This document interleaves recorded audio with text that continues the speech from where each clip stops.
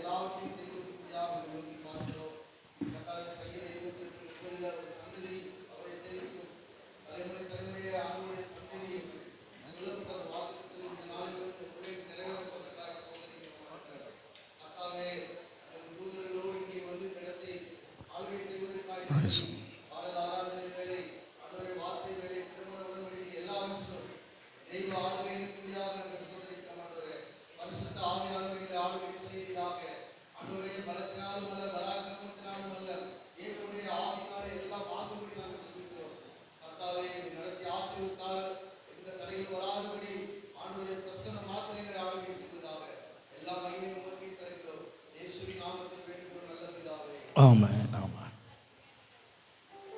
ஏதேனில் ஆதிபனம் இந்த பாடல் பாடும்போது மணமகளை மெதுவாய் அழைத்து வரும்படி கேட்கிறேன். பாடல் குழுவினர் பாடுவார்கள். அதற்கு மகிமை உண்டாவதாக. ஒருவேளை உங்களுக்கு பாடல் வேண்டுமானால் அது ஸ்க்ரீனில் வரும், நீங்கள் அதை பார்த்து நீங்கள் பாடும்படி அன்போடு கேட்டுக்கொள்கிறேன்.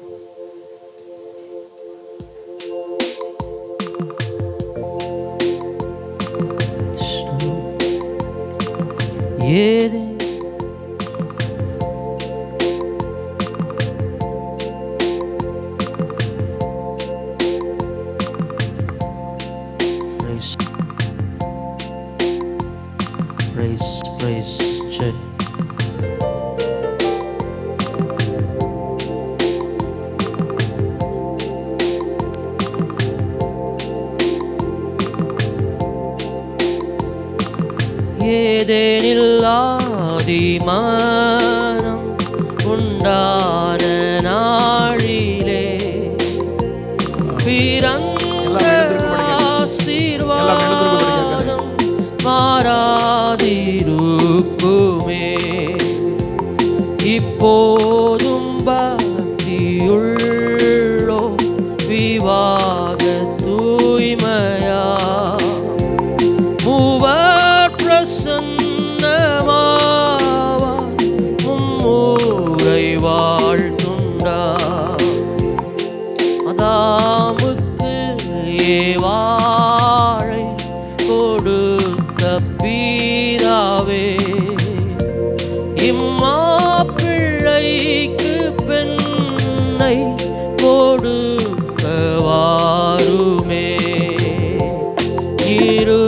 தன்மையும் சேர்ந்த கன்னியின் மைந்தனே, இவர்கள் இரு கையும் இணைக்க வாருமே. மெய்மனவாளனான தேவகுமாரர்க்கே சபையமனையாழை கொடுக்க வாருமே. நீரும் இந்நாளில் வந்து இவ்வேறு பேரையும் இணைத்து அன்பாய் வாழ்த்தி பாக்கியம் மீந்திடும். ஏதேனில்லாதி மனம் உண்டான நாளிலே பிறந்த ஆசீர்வாதம் மாறாதிருக்குமே.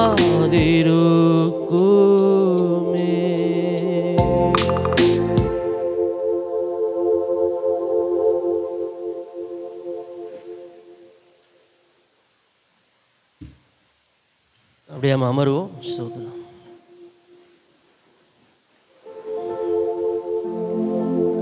Praise the Lord. கர்த்தருடைய நாமத்துக்கு மகிமை உண்டாகட்டும். இந்த பரிசுத்தமான இந்த மெய்விவாக ஆராதனையிலே தேவனுடைய நாமத்தை நாம் உயர்த்தி மகிமைப்படுத்துவோம். ஸ்தோத்திரம்.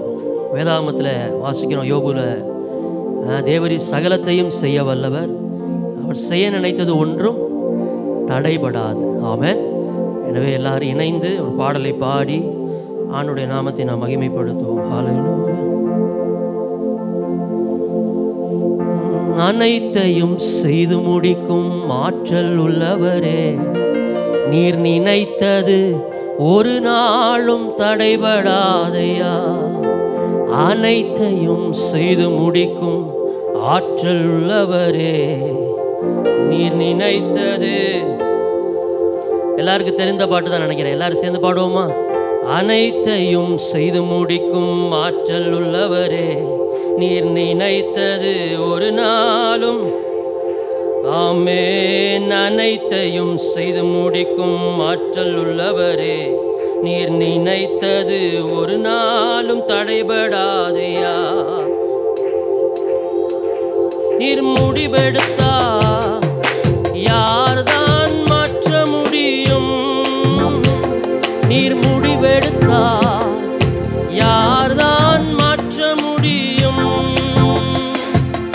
எனக்கென முன் குறித்த எதையுமே, எனக்கென முன் குறித்த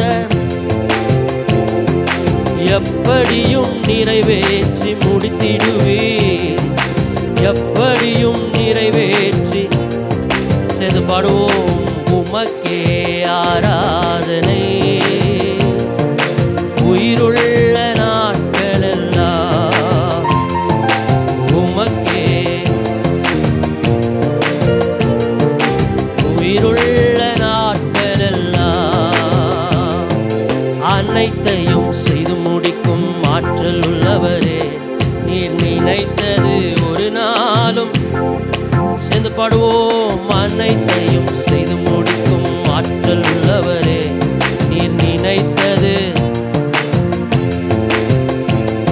நான் எம்மாத்திரம் ஒரு பொருட்டாய் எண்ணுவதற்கு, நான் எம்மாத்திரம் ஒரு பொருட்டாய் எண்ணுவதற்கு, காலைதோறும் கண்ணோக்கி பார்க்கிறீர், காலைதோறும் நிமிடம் தோறும் விசாரித்து மகிழ்கிறீர், என்னை நிமிடம் தோறும் விசாரித்து மகிழ்கிறீர். சேர்ந்து பாடுங்க. உமக்கேயா. நல்ல கைத்தட்டி. ஆமென். உயிருள்ள நான். ஹல்லேலூயா. உமக்கே ஆராதனை உயிருள்ள நாட்களெல்லாம். அனைத்தையும் செய்து ஆற்றல் உள்ளவரே, நீர் நினைத்தது. சேர்ந்து பாடுவோம். அனைத்தையும் செய்து முடிக்கும் ஆற்றல் உள்ளவரே,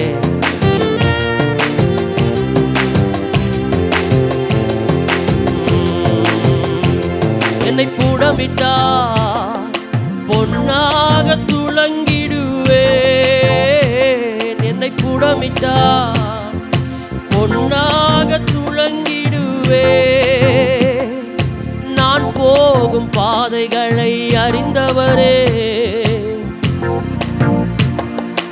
அறிந்தவரே, உந்தன் சொல்லை உணவு போல காத்துக்கொண்டே, உந்தன் சொல்லை உணவு போல காத்துக்கொண்டே. உமக்கே ஆரா.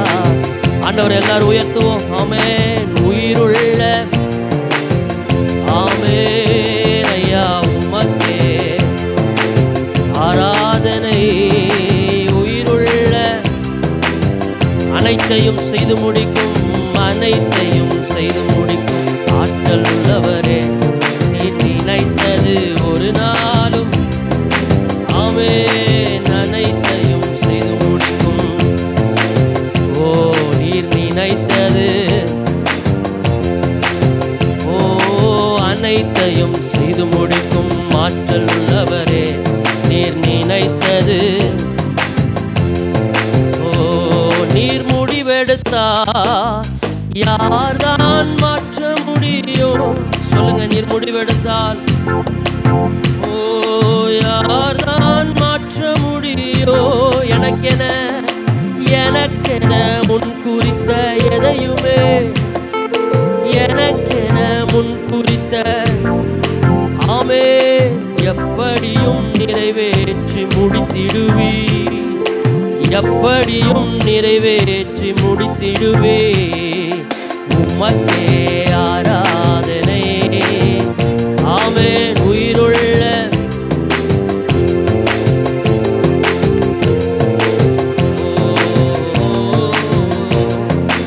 உயிருள்ள நாட்களெல்லாம் ஆமென் அனைத்தையும் செய்து முடிக்கும் ஆற்றல் உள்ளவரே, நீர் நினைத்தது ஓ அனைத்தையும் செய்து முடிக்கும்.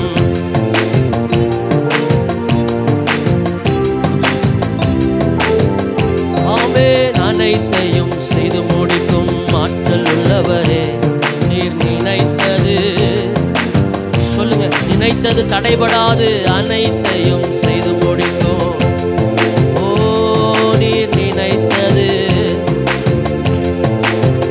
ஓ உமக்கே ஆராதனை, உமக்கே ஆராதனை. உயர்த்துவோம்.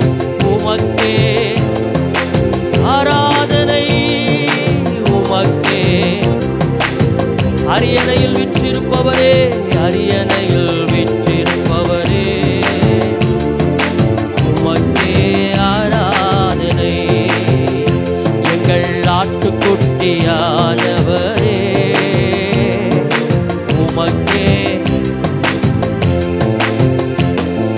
நீ செய்ய நினைத்ததெல்லாம் தடைபடாது என்று அறிவேன். நீ செய்ய நினைத்ததெல்லாம் எல்லாரும் பாடுங்க. தடைபடா சகலத்தையும் செய்ய வல்லவர், சகலத்தையும் செய்ய வல்லவர், அனைத்தையும் செய்து முடிப்பவர், சகலத்தையும் செய்ய வல்லவர், அனைத்தையும் செய்து முடிப்பவர். உமக்கே உமக்கே. எல்லாரும் ஆண்டவரை உயர்த்துவோம். உமக்கே ஆமென். உமக்கே ஆராதனை, உமக்கே ஆராதனை. எங்கள் அரியணையில் வீற்றிருப்பவரே, உமக்கே. எங்கள் ஆட்டுக்குட்டியானவரே, ஆட்டுக்குட்டியானவரே, உமக்கே. ஓ எங்கள் அரியணையில்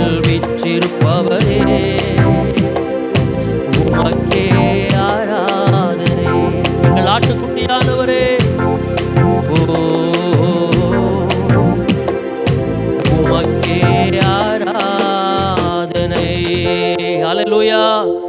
சத்தமா ஒரு ஆமென் சொல்லுவோம். அவர் நினைத்தது ஒன்றும் தடைபடாது. எத்தனை பேர் விசுவாசிக்கிறீங்க? அருமையான சகோதரனுடைய வாழ்க்கையிலையும்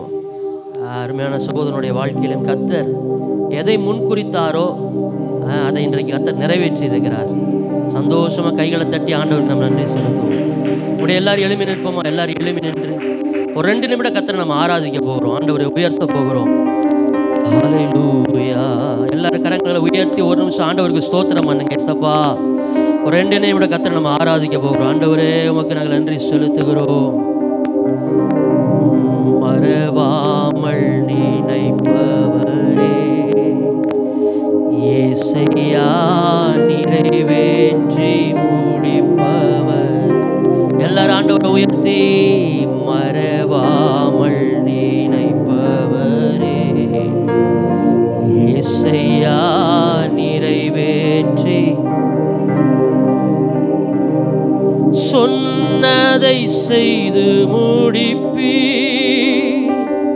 நீர் முடித்து தீர்க்கும் மட்டும் கைவிட. எல்லாரும் பாடுங்க. சொன்னதை செய்து முடிப்பீ, நீர் முடித்து தீர்க்கும் மட்டும் கைவிட மாட்டி, என் கையை கொண்டு தொடங்கினதெல்லாம் என் கையை கொண்டே, என் கையை கொண்டு தொடங்கினதெல்லாம் என் கையை கொண்டே. உயர்த்தி பாடுவோம். மறவாமல் நினைப்பவரே, இயேசையா நிறைவேற்றி முடிப்பவரே, மறவாமல் நினைப்பவரே.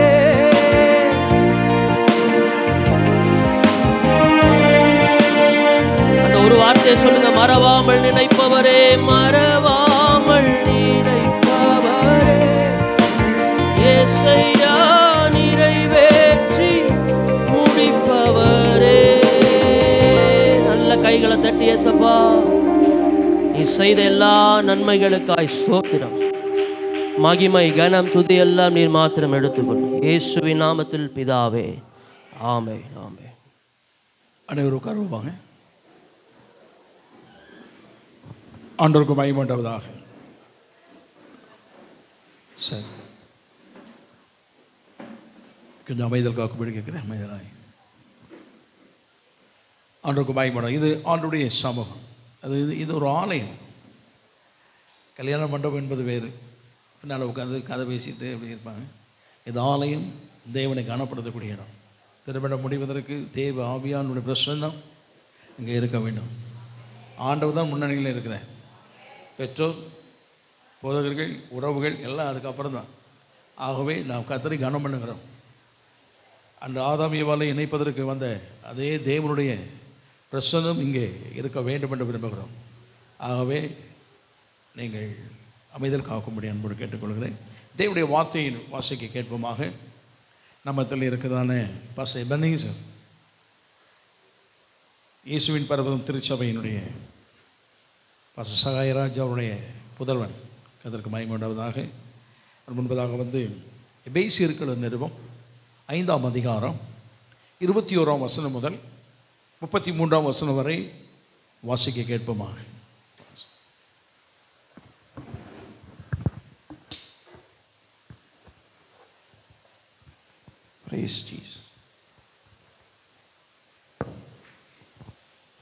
எபேசியர் எழுதின நிருபம் 5ஆம் அதிகாரம் 21ஆம் வசனம் முதல்.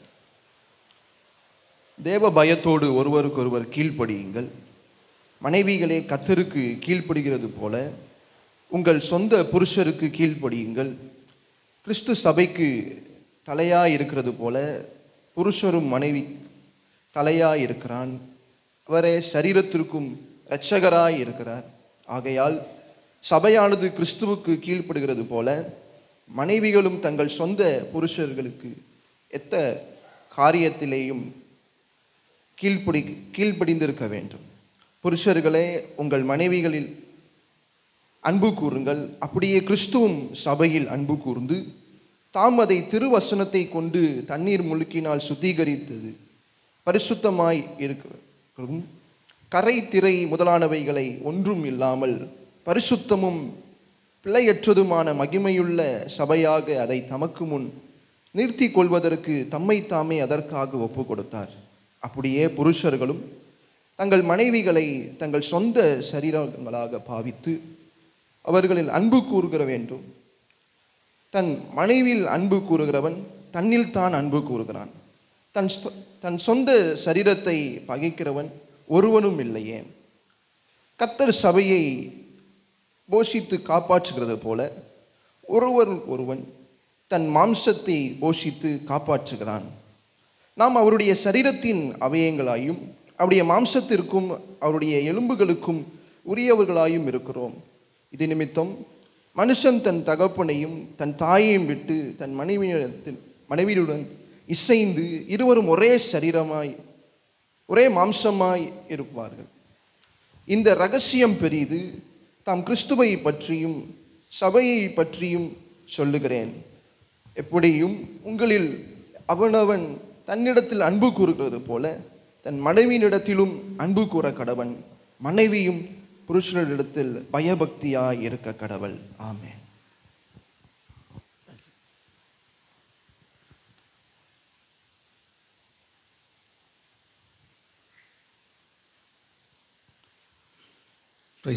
ஆண்டவருக்கு மகிமை உண்டாவதாக. இந்த நாளிலே திருமண இணைப்பு இருக்கிறது.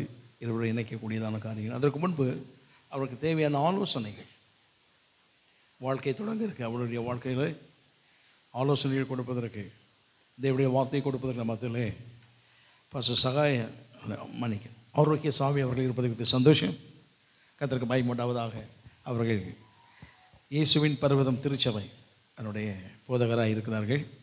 அறந்தாகையில் தன்னுடைய ஊழியத்தை செய்து வருகிறார்கள். இந்த திருமண காரியத்திற்கு, இந்த பெண் காரியத்துக்கு எல்லாம் ஏற்பாடு செய்தது அவர்கள். கர்த்தருக்கு மகிமை உண்டாவதாக. அவர்கள் நல்ல வார்த்தைகளை கொடுக்கும்படி அன்போடு கேட்டுக்கொள்கிறேன்.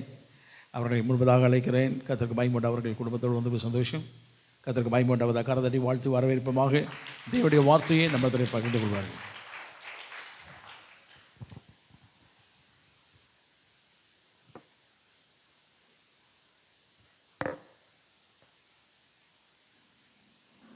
Price Lord. கர்த்தர் நல்லவர். நம்முடைய பிதாவாகிய தேவனாலும் கர்த்தராகிய இயேசு கிறிஸ்துவினாலும் நமக்கு கிருபையும் சமாதானமும் நம் அனைவருக்கும் உண்டாவதாக. அல்லேலூயா. கர்த்தருடைய பரிசுத்த நாமத்துக்கு மகிமை. மெய்யாகவே பரிசுத்த ஆவியானவர் இந்த இடத்துல உலாவிக் கொண்டிருக்கிறார். சந்தோஷமா கரங்களை உயர்த்தி ஆமென் சொல்லலாமா?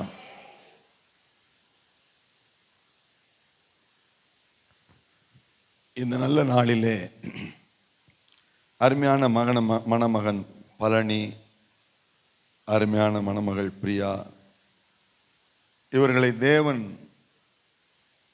அவருடைய பிரசன்னத்திலே ஒரு குடும்பமாய், கணவனும் மனைவியுமாய் இன்னும் ஒரு சில நிமிஷங்களிலே இவர்கள் இணைய போகிறார்கள். பரலோகம் களி கூறத்தக்கதாக இரண்டு குடும்பத்தாரும் சபையாரும் ஊழியர்களும் யாவரும் சந்தோஷப்படத்தக்கதாக கர்த்தர் மெய்யாகவே இந்த இடத்திலே அவர் பிரசன்னராகி நம்முடைய மத்தியிலே உலாவிக் கொண்டிருப்பது நமக்கு மிகுந்த சந்தோஷம். பிரியமானவர்களே, முதலாவதாக இந்த திருமணம் தேவனால் ஏற்படுத்தப்பட்ட ஒரு பரிசுத்தமான உறவு. ஆதியாகமத்திலே நாம் இதை குறித்து 2ஆம் அதிகாரம் 24வது வசனத்திலே நாம் வாசிக்கிறோம். இது நிமித்தம் புருஷன் தன் தகப்பனையும் தன் தாயையும் விட்டு தன் மனைவியோடு இசைந்திருப்பான். இது ஒரு பரிசுத்தமான ஒரு உறவு. அது மாத்திரமல்ல, திருமணம், கவனியுங்கள், ஒரு சபை ஏற்படுத்தப்படுகிறதற்கு முன்பதாகவே கர்த்தர் இந்த இல்லற வாழ்வை, இந்த திருமணத்தை ஏதேன் தோட்டத்திலே அவர் கணவன் மனைவியுமாக ஏற்படுத்தினார். கர்த்தருடைய பரிசுத்த நாமத்துக்கு மகிமை உண்டாவதாக. அதே போலவே புதிய ஏற்பாட்டில் நாம் வாசித்து பார்த்தாலும் கூட முதலாக ஆண்டவராகிய கர்த்தர் தம்முடைய மகிமையை வெளிப்படுத்தின இடம், ஒரு அற்புதத்தின் மூலமாய் தம்முடைய மகிமையை வெளிப்படுத்தின இடமும் ஒரு திருமண வீடு. ஆகவே இது ஒரு பரிசுத்தமான உறவு மாத்திரமல்ல, தேவனுடைய ஒரு மகிமையை வெளிப்படுத்துகிறதான ஒரு உறவு. அதோடு மாத்திரமல்ல, திருமணம் தேவ சித்தத்தை நிறைவேற்றுகிற ஒரு அற்புதமான உறவு. கரங்களை உயர்த்தி ஒரு அல்லேலூயா சொல்லலாமா? பொதுவாக பார்த்தீங்க அப்படின்னு சொன்னால், திருமணத்தில் தான் எல்லாருமே ரொம்ப மகிழ்ச்சியாக இருக்கணும், சந்தோஷமாக இருக்கணும்.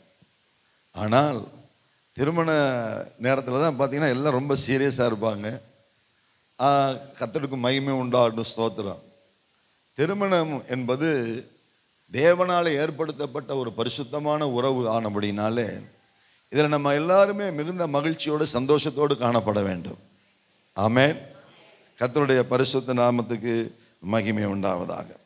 வேத வசனத்திற்குள்ளாக நாம் கடந்து போகலாம். எசேக்கியேல் தீர்க்க தரிசன புத்தகம் 37வது அதிகாரம். எசேக்கியேல் தீர்க்க தரிசன புத்தகம் 37ஆம் அதிகாரம் 15ஆம் வசனத்திலிருந்து நான் வாசிக்கிறேன். தயவு செய்து எல்லாரும் வசனத்தை கவனிக்கும்படி அன்பாய் கேட்கிறேன். ஏன்னா பொதுவாக பார்த்தீங்கன்னா திருமண வைபவத்தில் மட்டும் கொடுக்குற மெசேஜை நிறைய பேர் என்ன செய்ய மாட்டாங்க, கவனிக்க மாட்டாங்க. ஏன்னா ஒவ்வொருத்தரும் ஒவ்வொருடைய தாட்டில் இருப்பாங்க. பின்னாடி உட்காந்துருக்கவங்க பார்த்தீங்கன்னு சொன்னால் மணமகன் மணமகளை கவனிச்சிக்கிட்டு இருப்பாங்க. பொண்ணு நல்லா இருக்கா, பையன் நல்லா இருக்கானா, அதை கவனிச்சிட்டு இருப்பாங்க. அதே போல் அந்த முக்கியமான காரியங்களில் தலையிட்டு இருக்கிறவங்க என்ன செய்வாங்கன்னா, அடுத்து என்ன செய்யறது, சாப்பாடை கவனிக்கணும், அதை பண்ணணும், இதை பண்ணணும். எல்லாருமே பார்த்தீங்கன்னா ரொம்ப அப்படியே சீரியஸாக இருப்பாங்க. உங்கள் சீரியஸ்னஸ்லாம் விட்டுட்டு கொஞ்ச நேரம், ஒரு 15 நிமிடம் ஒரு தேவனுடைய வார்த்தையை கவனிக்கும்படி உங்களை அன்பாய் கேட்கிறேன். காரணம், இன்றைக்கு புதியதாக தேவனுடைய சமூகத்தில் இணைக்கப்பட போகிற ஒரு புதிய குடும்பத்திற்கு மாத்திரமல்ல, ஏற்கனவே இந்த இடத்துல சபையில் விசுவாசிகளாக இருக்கிறவர்களுக்கும் கூட, அது மாத்திரமல்ல, இந்த இடத்துல கிறிஸ்துவை அறியாத 2 குடும்பத்தாருடைய பின்னணியத்திலையும் கூட சில பேர் இருக்கலாம். எல்லாருக்கும் சேர்த்து மொத்தமாய் தேவ சமூகத்தில் அமர்ந்து இந்த நாளில் அவரிடத்திலிருந்து ஒரு சில வார்த்தைகளை வாங்கி கொண்டு வந்து உங்கள் சமூகத்தில் நிற்கிறேன். ஆகவே தேவ சமூகத்திலே கர்த்தருடைய வார்த்தையை கவனமாய் கேட்கும்படி உங்கள் யாவரையும் அன்போடு கூட கேட்கிறேன். படிக்க கேட்போம். எசேக்கியேல் தீர்க்க தரிசன புத்தகம் 37ஆம் அதிகாரம் 15வது வசனத்திலிருந்து நான் வாசிக்கிறேன். எல்லாரும் கவனிங்க. பின்னும் கர்த்தருடைய வார்த்தை எனக்கு உண்டாகி, அவர், மனுபுத்திரனே, நீ ஒரு கோலை எடுத்து அதிலே யூதாவுக்கும் அதை சேர்ந்த இஸ்ரவேல் புத்திரருக்கும் அடுத்தது என்று எழுதி, பின்பு வேறொரு கோலை எடுத்து அதிலே எப்பிராயிமுக்கும் அதை சேர்ந்த இஸ்ரவேல் வம்சத்தார் அனைவருக்கும் அடுத்த யோசேப்பின் கோல் என்றும் எழுதி. 2 கோல் எடுக்க சொல்றாரு. அந்த 2 கோல்ல ஒரு கோல் யூதாவுக்கும் அதை சேர்ந்த இஸ்ரவேல் புத்திரருக்கும் அடுத்தது. இன்னொரு கோல் எடுக்க சொல்றாரு. அந்த கோல்ல எப்பிராயிமுக்கும் அதை சேர்ந்த இஸ்ரவேல் வம்சத்தார் அனைவருக்கும் அடுத்த யோசேப்பின் கோல் என்றும் எழுதி. கர்த்தருக்கு மகிமை உண்டாவதாக. தொடர்ந்து 17ஆம் வசனத்தை வாசிக்கிறேன், கவனியுங்கள்.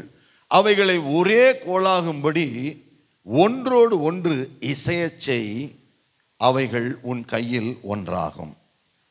கர்த்தருடைய பரிசுத்த நாமத்துக்கு மகிமை உண்டாவதாக. 2 கோல் பாருங்க, மனுபுத்திரன் தீர்க்கதரிசி இடத்துல கர்த்தர் பேசுறாரு. 2 கோலை எடுத்துக்கொள். அதில் ஒரு கோல்ல நீ என்ன எழுதணும், யூதாவுக்கும் அதை சேர்ந்த இஸ்ரவேல் புத்திரருக்கும்.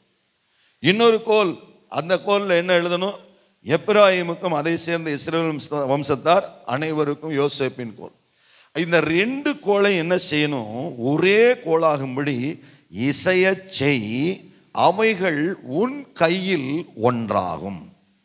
கர்த்தருடைய பரிசுத்த நாமத்துக்கு மகிமை உண்டாவதா. இன்னும் கொஞ்ச நேரத்தில் பார்த்தீங்கன்னா இந்த அருமையான மணமகன் பழனி, அதே போல மணமகள் பிரியா, இவங்க 2 பேரையும் கரம் பிடித்து அவங்க பெற்றோர் என்ன செய்ய போறாங்க, அவங்க தேவ சமூகத்தில் போதகர் அவருடைய கரத்தை பிடித்து என்ன செய்ய போகிறார்? படிங்க, அடுத்த வசனத்தை படிக்க கேட்போம்.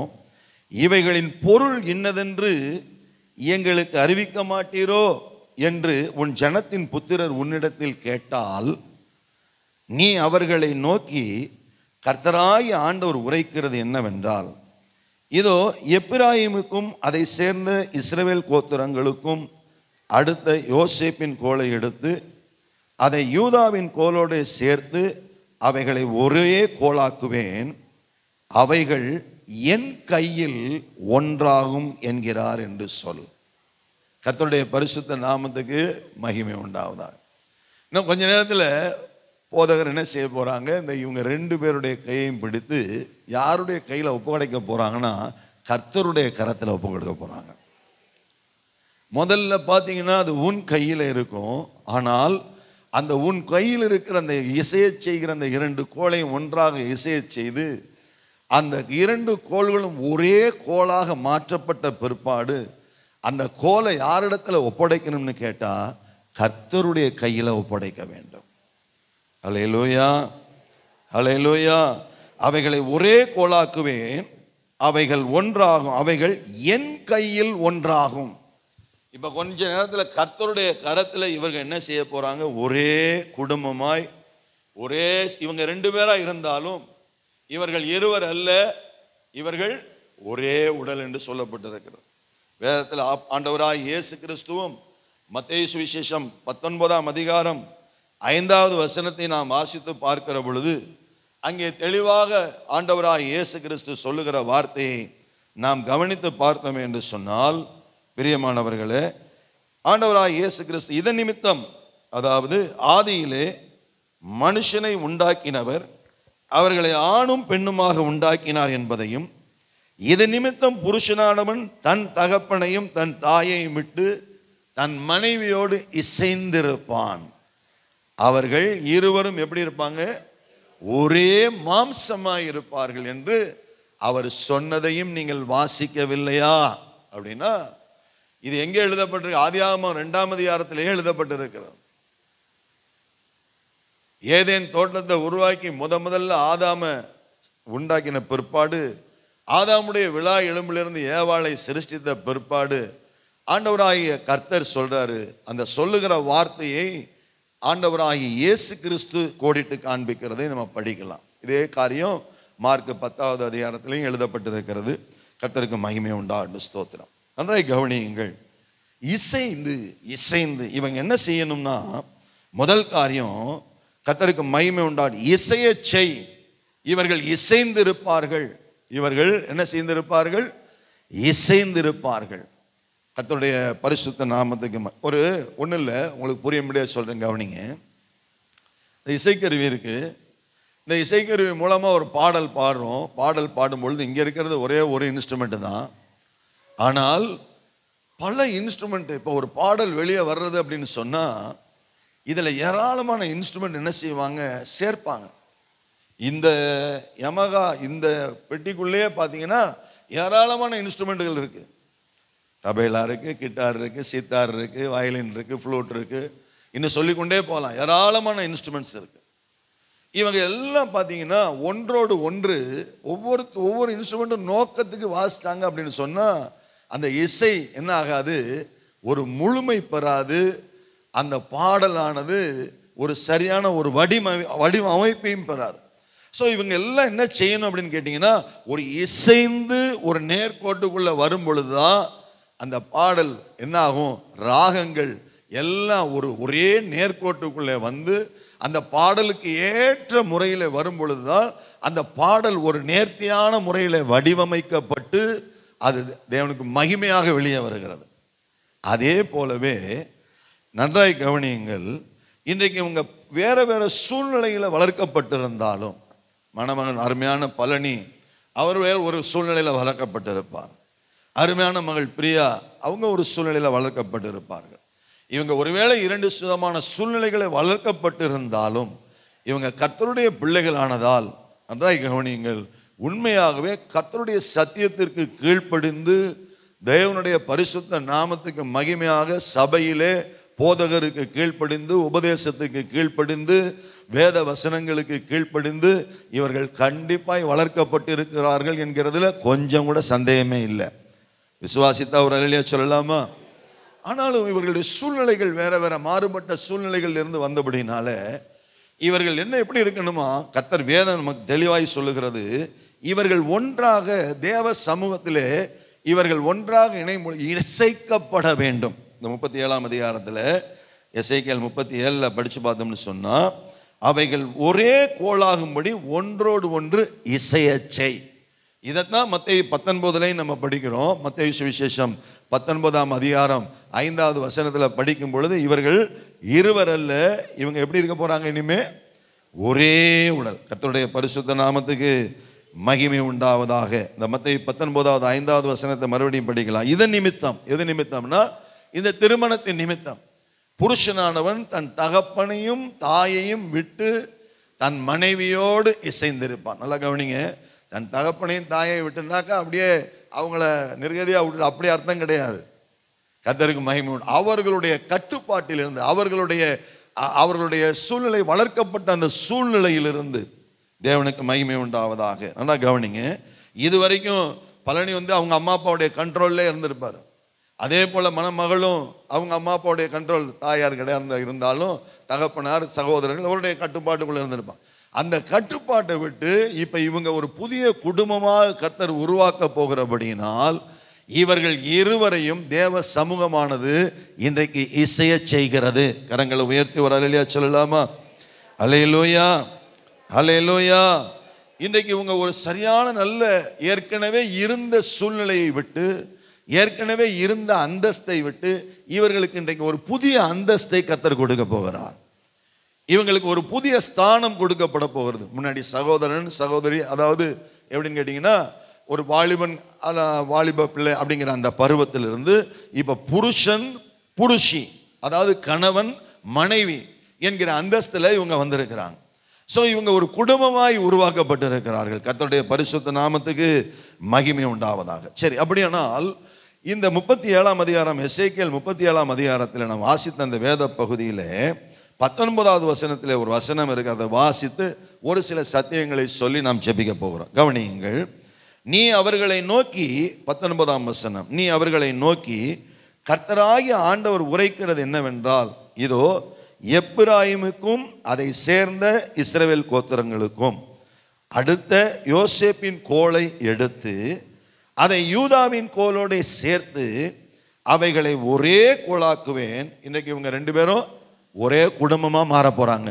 சந்தோஷமா ஒரு அல்லேலூயா சொல்லலாமா? ஒரே கோலாக்குவேன், அவைகள் என் கையில் ஒன்றாகும். யாருடைய கையில் ஒன்றாக போகுது? இன்னைக்கு கர்த்தருடைய கரத்தில் இவர்கள் ஒன்றாக போகிறார்கள். கர்த்தருடைய பரிசுத்த நாமத்துக்கு மகிமை உண்டாவதா. இந்த கர்த்தருடைய கை, நன்றாய் கவனியுங்கள், ஒவ்வொரு குடும்பமும், இவங்க புதிதாக இணைக்க போகிற குடும்பம் மாத்திரமல்ல, ஏற்கனவே திருமண உடன்படிக்கையில் இணைக்கப்பட்ட குடும்பங்கள் மாத்திரமல்ல, இந்த சத்தியத்தை அறியாத எல்லாருமே தயவு செய்து புரிந்து கொள்ளுங்க. நீங்க கர்த்தருடைய கரத்தில் இருந்தாதான் உங்களுக்கு மகா பெரிய மேன்மை, உங்களுக்கு மகா பெரிய ஆசீர்வாதம். எல்லாம் இந்த உலகத்துல சகலமும் சம்பூர்ணமாய் உங்களுக்கு கிடைக்க வேண்டும் என்றால் நீங்க யாருடைய கரத்துல இருக்கணும்னு சொன்னா கர்த்தருடைய கரத்துல இருக்கணும்.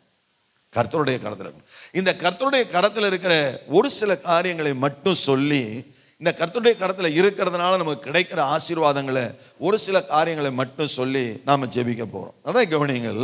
இந்த கர்த்தருடைய கரத்துல நாம இருக்கும் பொழுது முதலாவது ஆளுகை தன்மை. அதாவது இந்த 37வது அதிகாரத்தில் தொடர்ந்து படிச்சுட்டே வந்தீங்க அப்படின்னு சொன்னா, அவர்கள் ஒரு ராஜா, இவர்களை ராஜா ஆளுகை செய்வார். அந்த நம்முடைய கர்த்தராகிய தேவன் இவர் இந்த குடும்பத்தை ஆளுகை செய்ய போகிறார். அதாவது 37ஆம் அதிகாரத்தில் 24வது வசனத்தில் எழுதப்பட்டு இருக்கிறது. கர்த்தருக்கு மகிமை உண்டாவதாக, ஸ்தோத்திரம். இந்த புதுமண தம்பதிகளை மாத்திரமல்ல, இங்கே குடும்ப வாழ்க்கைக்குள்ளே திருமண இல்லற வாழ்க்கைக்குள்ள இணைந்திருக்கிற எல்லாருக்கும் கர்த்தர் சொல்லுகிற ஒரு ஆலோசனை என்னன்னு கேட்டீங்கன்னா, நாம் எல்லாரும் கர்த்தருடைய ஆளுகைக்குள்ள, கர்த்தருடைய கட்டுப்பாட்டுக்குள்ள, தேவனுடைய முழுமையான ஆளுகைக்குள்ள கண்டிப்பா இருந்தே ஆக வேண்டும். அல்லேலூயா. வேற யாரும் இந்த உலகமோ மனிதர்களோ அல்லது வேற எந்த சக்தியோ நம்ம ஆளுகை செய்யவே கூடாது. இதில் ரொம்ப கவனமா இருங்க ப்ளீஸ், தயவு செய்து கவனமா இருங்க. ஏன்னா கர்த்தர் ஒருவர் தான் குடும்பத்தை ஆளுகை செய்ய வல்லவர். கர்த்தர் ஒருவர் குடும்பத்தை ஆளுகை செய்தாதான் அந்த குடும்பம் ஆசீர்வாதமா இருக்கும். சில குடும்பங்கள்ல பார்த்தீங்கன்னு சொன்னா சொல்லுவாங்க, எங்கள்கிட்ட வர்ற பிரச்சனைகள்ல வரும்பொழுது சொல்லுவாங்க, இவங்க அவங்க பேச்சை கேட்குறாங்க, இவங்க அண்ணன் பேச்சை கேட்குறாங்க, இவங்க சொந்த பந்தங்கள் பேச்சை கேட்குறாங்க, இவங்க அவங்க கண்ட்ரோலில் வச்சிருக்கிறாங்க. தயவு செய்து சொல்கிறேன், கர்த்தருக்கு மகிமை உண்டாகட்டும். உங்கள் குடும்பம் கர்த்தருடைய கட்டுப்பாட்டுக்குள்ள, கர்த்தருடைய ஆவியானவருடைய ஆளுகைக்குள்ள மாத்திரமே இருக்க வேண்டுமே தவிர வேற உலகத்து மனிதர்களுடைய ஆளுகைக்குள்ளேயோ அல்லது நண்பர்களுடைய ஆளுகைக்குள்ளேயோ அல்லது பிசாசுனுடைய சத்துருவனுடைய ஆளுகைக்குள்ளேயோ நம்ம குடும்பம் ஒரு காலம் இருக்கவே கூடவே கூடாது. இன்னைக்கு நன்றாக கவனிங்க, இன்னைக்கு நம்ம கர்த்தருடைய கையில இருக்கிறதுனால நமக்கு கிடைக்கிற முதல் ஆசீர்வாதம் அவருடைய ஆளுகை. நம்ம குடும்பத்தை அவர் தான் ஆளுகை செய்யணும். சந்தோஷமா அவர் அல்லேலூயா சொல்லுவீங்களா? அவர் ஆளுகை செய்கிற பொழுது, கர்த்தருடைய கையில இருக்கும் பொழுது, அவர் ஆளுகை செய்கிற பொழுது மெய்யாகவே நம்ம சரியான பாதையில சரியான வழியில நம்ம நடத்தப்படுவோம். அதே அதிகாரத்தில் அதே வசனத்தில் அந்த 24ஆம் வசனத்தில் பார்த்தீங்கன்னா, மேய்ப்பர் அப்பொழுது அவர்கள் என் நியாயங்களின்படி, நன்றாய் கவனியுங்கள், கர்த்தருக்கு மகிமை, என் தாசனாகிய தாவீது என்பவர் அவர்கள் மேல் ராஜாவாக இருப்பார், அவர்கள் எல்லாருக்கும் ஒரே மேய்ப்பர் இருப்பார். இந்த கர்த்தருடைய கையில் இருக்கிற இரண்டாவது ஆசீர்வாதம் என்னன்னு கேட்டீங்கன்னா, நம்மை தேவன் நடத்த வல்லவராக இருக்கிறார். அவர் ஆளுகை செய்கிறவர் மட்டுமல்ல, அவருடைய கரத்தை பிடிச்சு நம்ம நடந்தோம் அப்படின்னு சொன்னா இந்த உலகத்தில் நம்ம தடுமாறாம நடப்போம். எந்த விதத்திலையும் ஒரு தடுமாற்றம் நம்முடைய வாழ்க்கையில் இருக்காது, தட்டுப்பாடு இருக்காது. பிரியமானவர்களே, கர்த்தருடைய பரிசுத்த நாமம் மகிமைப்படுவதாக. தேவனுடைய கரத்தில் இருக்கும் பொழுது கர்த்தர் நம்மை ஆளுகை செய்கிறவராக மாத்திரமல்ல, ரெண்டாவது கவனிங்க, சங்கீதக்காரன் 23ஆம் சங்கீதத்தில் சொல்லும் பொழுது தெளிவாய் சொல்ற, கர்த்தர் என் மேய்ப்பராய் இருக்கிறார், அவர் என்னை புல்லுள்ள அவர் மேய்ப்பராய் இருக்கிறதுனால நான் என்ன செய்யறது இல்லை, தாழ்ச்சி அடைகிறதே இல்லை. நம்ம குடும்பத்தில் தாழ்ச்சி அடையாம இருக்கணும்னா நம்ம கர்த்தருடைய கரத்தில் இருக்கணும். அல்லேலூயா. நம்ம கர்த்தருடைய கரத்தில் இருக்கும்போது முதலாவது அவர் ஆளுகை மட்டுமல்ல, ரெண்டாவது அவர் நம்மை கரம் பிடித்து வழிநடத்த வல்லவராய் இருக்கிறார். பிரியமானவர்கள், அவர் நம்முடைய மேய்ப்பர், அவர் தான் நமக்கு பிரதான மேய்ப்பர், நம்மை சரியான வழியில நடத்த வல்லவர். சங்கீதம் 23 அவர் தாவீது ராஜாவாக இருக்கும்போது எழுதப்பட்ட அந்த சங்கீதத்தில் அவர் என் மேய்ப்பராய் இருக்கிறார் அப்படினால் நான் என்ன செய்யறதில்லை, தாழ்ச்சி அடைகிறதே இல்லை. அவர் என்னை புல்லுள்ள இடங்கள் என்ன செய்வார், அவர் மேய்த்து அமர்ந்த தண்ணீர்கள் அண்டையில் என்னை கொண்டு போய் என்ன செய்கிறார், விடுகிறார். அவர் நம்முடைய நாமத்து நிமித்தம் என்னை நீதியின் பாதையில் நடத்துகிறார். எனக்கு எப்பேற்பட்ட சூழ்நிலை வந்தாலும் எல்லா சூழ்நிலைகளையும் என்னை நடத்த வல்லவர் ஒருவரே, அவர்தான் கர்த்தராகிய இயேசு கிறிஸ்து. அவருடைய கரத்தில் இருக்கும் பொழுது பிரியமானவர்களை, நான் சொல்றதை நல்லா கவனிங்க. முதலாவது அவருடைய ஆளுகை மட்டுமல்ல, ஆளுகை என்பது ஒரு அதிகாரத்தை குறிக்கிறது. ரெண்டாவது வழி நடத்த வல்லவர். அவருடைய கரத்தில் இருக்கும் பொழுது நம்ம என்ன செய்கிறார், தேவன் வழி நடத்த வல்லவராக இருக்கிறார். அது மாத்திரமல்ல, கவனிங்க, அவர் வழி நடத்தும் போது நமக்கு ஒரு குறைவும் இருக்காது. ஆமென். அவர் வழி நடத்தும் போது நம்முடைய நாம் தேவனுடைய கரத்தில் இருக்கும்போது நம்முடைய வாழ்க்கையில் ஒரு குறைவும் வராது, ஒரு குறைவும் வராது, நிச்சயமாகவே ஒரு குறைவும் வராது. அது மாத்திரமல்ல, தேவன் நம்மை ஆசீர்வதிக்க வல்லவராக இருக்கிறார். மூன்றாவது, அவர் நம்மை ஆசீர்வதிக்க வல்லவராக இருக்கிறார். எல்லா ஆசீர்வாதங்களும், ஒரு குடும்பத்துக்கு தேவையான ஆசீர்வாதங்கள் எல்லாவற்றையும் தேவன் தர வல்லவராக இருக்கிறார். பிரியமானவர்களே, நன்றாய் கவனியுங்கள். ஆண்டவருடைய பரிசுத்த நாமத்துக்கு மகிமை உண்டாவதாக. இந்த 37வது அதிகாரத்தில் நம்ம தொடர்ந்து வாசித்தோம் அப்படின்னு சொன்னால் 25வது வசனத்தை வாசிக்கிறேன், கேளுங்க. நான் என் தாசனாகிய யாக்கோபுக்கு கொடுத்ததும் உங்கள் பிதாக்கள் குடியிருந்ததுமான தேசத்திலே குடியிருப்பார்கள், அவர்களும் அவர்கள் பிள்ளைகளும் அவர்களுடைய பிள்ளைகளின் பிள்ளைகளும் அதிலே என்றென்றைக்கும் குடியிருப்பார்கள். என் தாசனாகிய தாவீது என்றென்றைக்கும் அவர் அதிபதியாய் இருப்பார். அதாவது சந்ததி சந்ததியாய் அவர் ஆசீர்வதிக்க வல்லவர். ஆமென் சொல்லலாமா? சந்ததி சந்ததியாய் உங்க ஜெனரேஷனை பூரா வழி வழியாய் ஆசீர்வதிக்க வல்லவர். அதனாலதான் ஏசாயா தீர்க்கதரிசி சொல்றார், உன் சந்ததியின் மேல் என் ஆவியும் உன் சந்தானத்தின் மேல் என் ஆசீர்வாதத்தை ஊற்றுவேன் என்று சொன்னவர். அவருடைய கரத்துல இருந்தாதான், தேவனுடைய கரத்துல இருக்கும்போது மாத்திரமே நம்முடைய சந்ததிகள் ஆசீர்வதிக்கப்படும். அதோடு மாத்திரமல்ல, அவர் வர்த்திக்க பண்ண வல்லவர். 26ஆம் வசனத்துல வாசிக்கிற பொழுது அவர் நம்மை வர்த்திக்க பண்ணுவார். எல்லாத்துக்கும் மேல கவனிச்சிங்கன்னு சொன்னா, அவருடைய டுவெல்லிங் பிளேஸ், அதாவது கர்த்தருக்கு மகிமை உண்டாவதாக ஸ்தோத்திரம், அவர் கவனிங்க, அதாவது வாசஸ்தலம் 26, 27 பாருங்க. நான் அவர்களோடு, எசேக்கியேல் தீர்க்க தரிசன புத்தகம் 37ஆம் அதிகாரம் 26, 27ஆம் வசனத்துல, நான் அவர்களோடு சமாதான உடன்படிக்கை செய்வேன், அது அவர்களுக்கு நித்திய உடன்படிக்கையாக இருக்கும். நான் அவர்களை நிலைப்படுத்தி அவர்களை என்ன செய்வேன்? வர்த்திக்க பண்ணுவேன். நிலைப்படுத்தி வர்த்திக்க பண்ணுவேன். அவர்கள் நடுவிலே என் பரிசுத்த ஸ்தலத்தை என்றென்றைக்கும் ஸ்தாபிப்பேன். என்றென்றைக்கும் ஸ்தாபிப்பேன். கர்த்தர் ஒரு குடும்பத்தில் நல்லா கவனிங்க, அவருடைய கரம் மட்டும் அவருடைய கரத்தை மட்டும் நம்ம பிடிச்சு நடக்கிற பொழுது தெய்வம் வைத்திருக்கிற நமக்கு ஆசீர்வாதங்களை பாருங்க. சந்ததி சந்ததியாய் ஆசீர்வதிக்கிறவர் மட்டுமல்ல, அவர் நம்முடைய தேவனாய் இருப்பார், நிலைப்படுத்துவார், வாசஸ்தலத்தை ஸ்தாபிப்பார். அது மாத்திரம் இல்லை, 28வது வசனம் என்ன தெரியுமா சொல்லுது? அப்படியே என் பரிசுத்த ஸ்தலம் அவர்கள் நடுவிலே என்றென்றைக்கும் இருக்கும் போது நான் இஸ்ரவேலை பரிசுத்தம் பண்ணுகிற கர்த்தர் என்று ஜாதிகள், உலகத்தில் இருக்கிறவங்க, மற்றவங்க, தேவனை அறியாத ஜனங்கள் எல்லாரும் அறிந்து கொள்வார்களாம். கரங்களை உயர்த்தி ஒரு அல்லேலூயா சொல்லலாமா? அல்லேலூயா, அல்லேலூயா. சந்ததி சந்ததியாய் ஆசீர்வதிப்பார். அவருடைய வாசஸ்தலத்தை நம்முடைய நடுவிலே ஸ்தாபிப்பார். அது மாத்திரமல்ல, நம் மூலமாக தேவனுடைய பரிசுத்த நாமம் மகிமைப்பட்டு தேவனை அறியாத ஜனங்கள், ஜாதிகள் என்ன செய்வாங்களாம்? அறிந்து கொள்வார்கள். மெய்யாகவே கர்த்தர் இந்த குடும்பத்தோடு கூட இருக்கிறார் என்று அறிந்து கொள்வார்கள். கரங்களை உயர்த்தி ஒரு அல்லேலூயா சொல்லலாமா? ஆமென். பிரியமானவர்களே, கர்த்தருடைய பரிசுத்த நாமத்துக்கு மகிமை உண்டாவதாக. நன்றாய் கவனியுங்கள். இன்னைக்கு ஒரே ஒரு தீர்மானம் தான் எடுக்கணும். நான் கர்த்தருடைய கரத்தில் எப்பொழுதும் இருப்பேன்.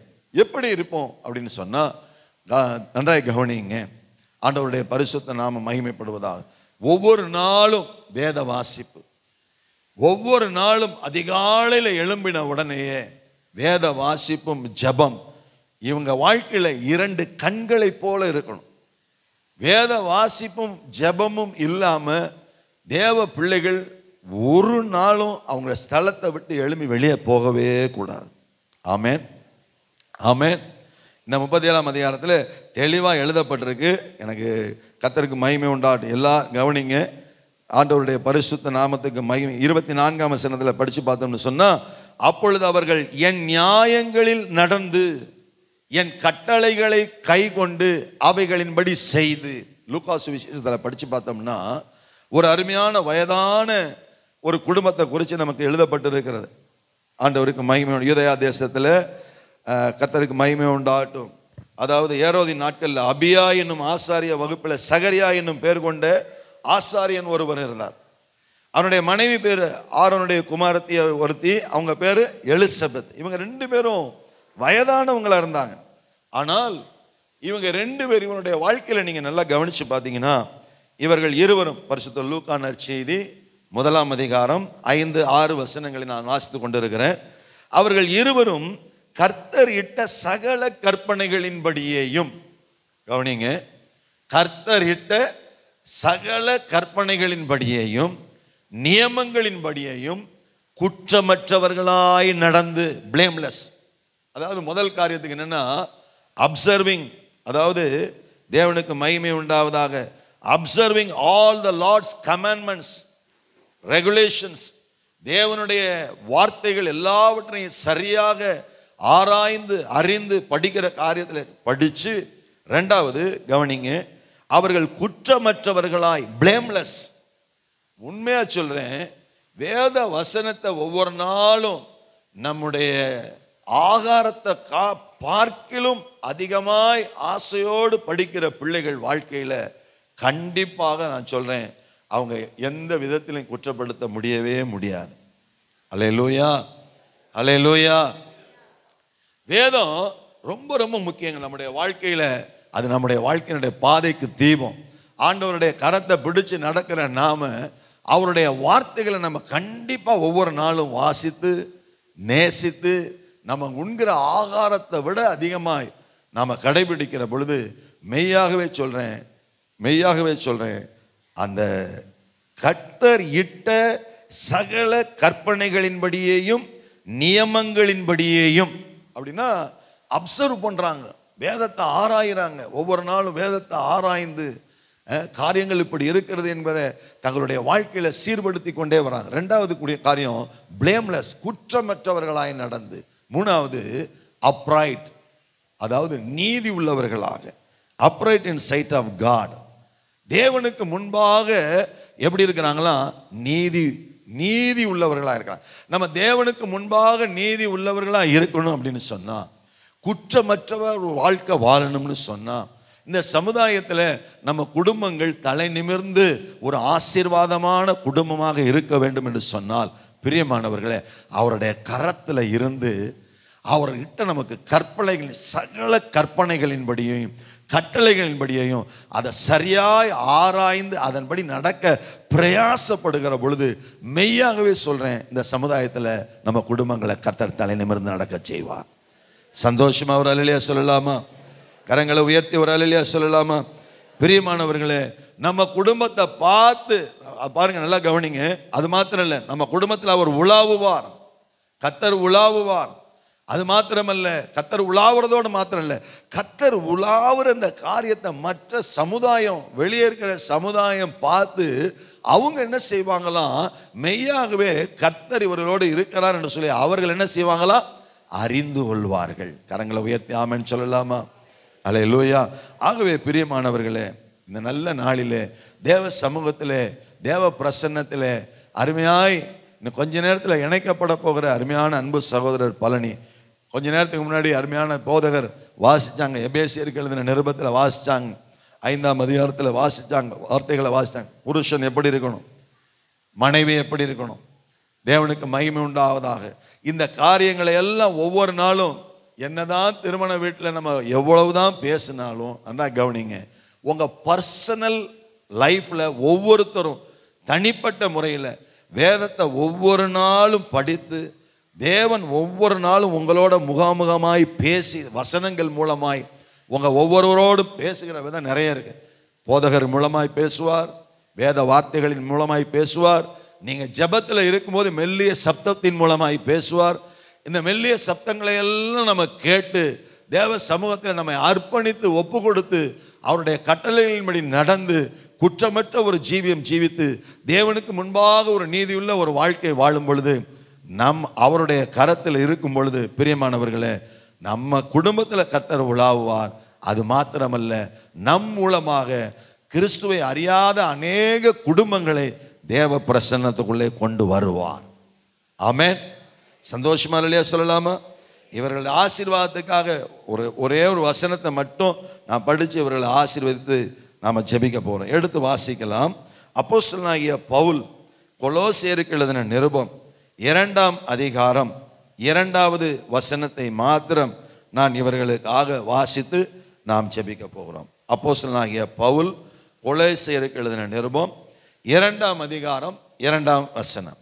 அவர்களுடைய இருதயங்கள் தேற்றப்பட்டு அவர்கள் அன்பினால் இணைக்கப்பட்டு பிதாவாகிய தேவனுக்கும் கிறிஸ்து இயேசுவுக்கும் உரிய ரகசியத்தை அறிந்து கொள்ளு. பாருங்க, எபேசியர் புத்தகத்தில் படித்தோம், இந்த திருமண உறவை குறித்து எழுதும் பொழுது இது ஒரு மகா பெரிய ரகசியம் என்று எழுதப்பட்டிருக்கிறது. அதை பவுல் சொல்றாரு, நான் தேவனுடைய சபையை குறித்து கிறிஸ்துவை குறித்தும் தேவனுடைய சபையை குறித்தும் சொல்லுகிறேன்னு சொல்றாங்க. பாருங்க, இங்கேயும் நல்லா கவனிங்க. அவர்களுடைய இருதயங்கள் தேற்றப்பட்டு அவர்கள் அன்பினால் இணைக்கப்பட்டு பிதாவாகிய தேவனுக்கும் கிறிஸ்துவுக்கும் உரிய ரகசியத்தை அறிந்து கொள்ளுகிற உணர்வின் பூரண நிச்சயத்தினுடைய எல்லா ஐஸ்வர்யத்திற்கும் உரியவர்கள் ஆக வேண்டுமென்றே இப்படி விரும்புகிறேன். அல்லேலூயா. சத்தமா ஒரு அல்லேலூயா சொல்லலாமா? அவ்வளவுதான் சத்தமா? நல்லா கவனிங்க, கவனிங்க. இவங்க இருதயம் எல்லாம் இன்றைக்கு இந்த நாள்ல இருந்து நல்லா டெய்லி தேற்றப்பட வேண்டும். ஆமென். மெய்யாகவே நான் விசுவாசிக்கிறேன், இன்னும் கொஞ்ச நேரத்தில் ஐயா அவங்க கரங்களை பிடிச்சு கர்த்தரிடத்தில் சமூகத்தில் கர்த்தருடைய கரத்தோட, ஏன்னா முப்பிரு நூல் சீக்கிரம் ஆறாது. இவங்க 2 பேரும் ஒன்றாக இணைக்கப்பட்டு இந்த 2 பேரும் கர்த்தரோட மூன்றாவதாக இணைக்கப்படுகிற பொழுது முப்பிரி நூல் அருகவே அருகாது. கரங்களை உயர்த்தி அல்லேலூயா சொல்லலாமா? கவனிங்க, இந்த வசனத்தை எல்லாரும் சேர்ந்து கூட படிச்சு உங்களை ஆசீர்வதிக்கலாம். இவர்களுடைய இருதயங்கள் தேற்றப்பட்டு இவர்கள் அன்பினாலே இணைக்கப்பட்டு, எப்படி இணைக்கப்பட போறாங்க? தேவனுடைய அன்பினால, ஒரு பரிசுத்தமான அன்பினாலே இவர்கள் இணைக்கப்பட்டு பிதாவாகிய தேவனுக்கும் கிறிஸ்துவுக்கும் உரிய ரகசியம் ஒவ்வொரு நாளும் இவங்க அறியணும். நல்லா கவனிங்க, ஒருத்தர் இந்த இணைப்பு ஒரு புனிதமான இணைப்பு. ஆல் ஆஃப் அ சடன் உடனே ஒருத்தர் அறிஞ்சிட முடியாது. எங்க சபையில் ஒரு அருமையான தாயார் இருந்தாங்க, இப்போ ஷீ இஸ் நோ மோர். அவங்க சொல்லுவாங்க, அவங்க வீட்டுக்கு எப்பயாவது வீடு சந்திப்பு போகும்போது அவங்க சொல்லுவாங்க, கணவனை பார்த்து, இவரை ஏன் தான் எப்போ எத்தனை வயசுல, கிட்டத்தட்ட அவங்களுக்கு பார்த்தீங்கன்னா 80 வயசு 75 வயசு 80 வயசு. ஆனால் அவங்க சொல்லுவாங்க பார்த்தீங்கன்னா, இவரை ஏன் தான், ஆமாம் எல்லாரும் அமைதியாக இருக்கிறத பார்த்தா எனக்கு பயமாக இருக்கு, ஏன் தான் கட்டிக்கிட்டேன்னு அப்படிமா. கவனிங்க, திருமணமாகி பல வருஷங்கள் ஆனாலும் ஒருத்தர் என்ன செய்யறதில்லை, சிலர் என்ன செய்யறதில்ல, புரிந்து கொள்ளுகிறதில்ல. நான் சொல்றேன், கவனிங்க, நீங்க கர்த்தருடைய கரத்துல மட்டும் இருந்தீங்கன்னா கட்டாயம் ஒருவர் புரிந்து கொள்வீங்க. ஒரு தேவ பிள்ளை, அதனாலதான் நான் முதல்ல இந்த எசேக்கியேல் 37ஆம் அதிகாரத்தில் உள்ள வசனத்தை காண்பிச்சேன். ஒரு தேவ பிள்ளை முதல்ல அவங்க கர்த்தருடைய கரத்துல இருக்கணும்.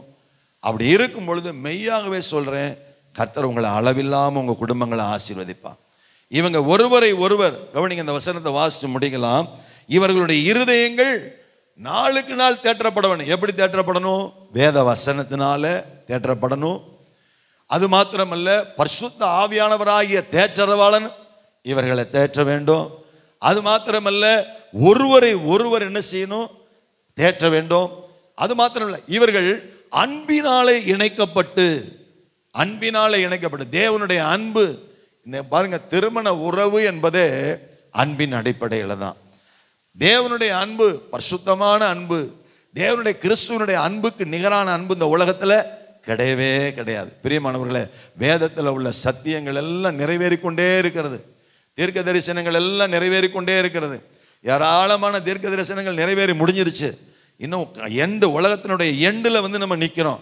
கடைசியா ஒரு திருமணத்துக்கு நம்ம எல்லாரும் சபை ஆயத்தமாகி கொண்டிருக்கிறது. ஆட்டுக்குட்டியானவருடைய கல்யாண விருந்துக்கு ஆயத்தமாகி கொண்டிருக்கிறோம்.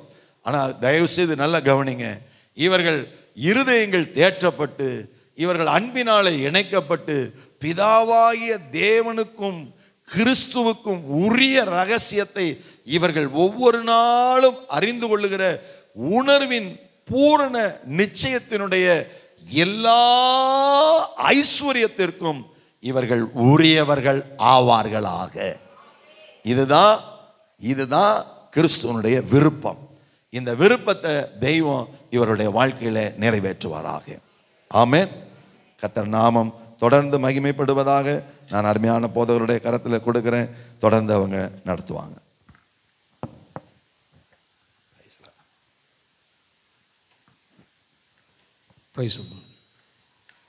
பாஸ்டருக்கு நன்றி. கர்த்தருக்கு மகிமை. நல்ல ஆலோசனைகளுக்காக கர்த்தருக்கு ஸ்தோத்திரம். இப்போது திருமண இணைப்பு நேரம். சற்று கவனிக்கும்படி கேட்குறேன். உங்கள் செல்ஃபோனில் இப்போ சுவிட்ச் ஆஃப் பண்ணிடுங்க, இடையூறு பண்ணாதீங்க, குறுக்க போகாதீங்க. கவனிக்கும்படி கேட்குறேன். பிரியமானவர்களே, இந்த மணமகளும் பரிசுத்த திருமண உடன்படிக்கையிலே ஐக்கியப்படுவதை காணவும், அவர்கள் செய்ய போகும் பொருத்தனைகளை கேட்கவும், தேவ சமூகத்தில் இருக்கிற நாம் அவருடைய ஆசீர்வாதம் அவர்கள் மேல் தங்குவதற்காக ஜெபிக்கவும் இங்கே கூடி வந்திருக்கிறோம்.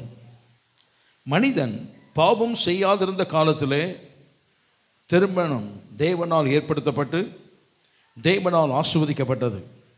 நமது ஆண்டவராய் இயேசு கிறிஸ்து கானா ஊரில் நடந்த திருமணத்திற்கு சென்று தமது முதலாம் அற்புதத்தை செய்து திருமண வாழ்க்கையை அங்கீகரித்து மேன்மைப்படுத்தி சிறப்பித்தார். திருமணமானது கிறிஸ்துவுக்கும் அவர் சபைக்கும் உள்ள பரிசுத்த ஐக்கியத்தை காட்டுகிறதும் இது யாவருக்குள்ளும் மேன்மையான ஒன்றாக இருக்கிறது என்றும் வேத வசனங்கள் கூறுகின்றன. ஆகையால் இதை அற்பமாய் எண்ணாமல் திருமணம் ஏற்படுத்தப்பட்ட காரணங்களை மனதில் கொண்டு பயபக்தியோடும் விவேகத்தோடும் தெளிந்த புத்தியோடும் தேவ பயத்துடன் திருமணம் செய்ய வேண்டும். தேவநாம மகிமைக்காக பிள்ளைகளை பெற்று அவர்களை கர்த்தருக்கேற்ற பயபக்தியிலும் அறிவிலும் அன்பிலும் வளர்க்கவும் வாழ்விலும் தாழ்விலும் கணவன் மனைவி ஒருவரால் ஒருவர் பெற வேண்டிய அன்பையும் ஆதரவையும் பராமரிப்பையும் பாதுகாப்பையும் ஆறுதலையும் அடையவும் திருமணம் தேவனால் ஏற்படுத்தப்பட்டது. இந்த பரிசுத்த நிலையில் சேர்க்கப்படும்படி இவரெண்டு பேரும் இப்பொழுது வந்திருக்கிறார்கள். ஆகையால் இவர்களை ஒருவரோடு ஒருவர் ஒழுங்கின்படி சேர்க்கக்கூடாத நியாயமான காரணத்தை யாராகிலும் சொல்லக்கூடுமானால் இப்பொழுதே எழுத்தின் மூலம் சொல்ல கடவர். அப்படி சொல்லாவிட்டால் இனி ஒரு காலம் சொல்லாதிருக்க கடவர். ஆமாம், எழுந்திருக்கப்படி கேட்க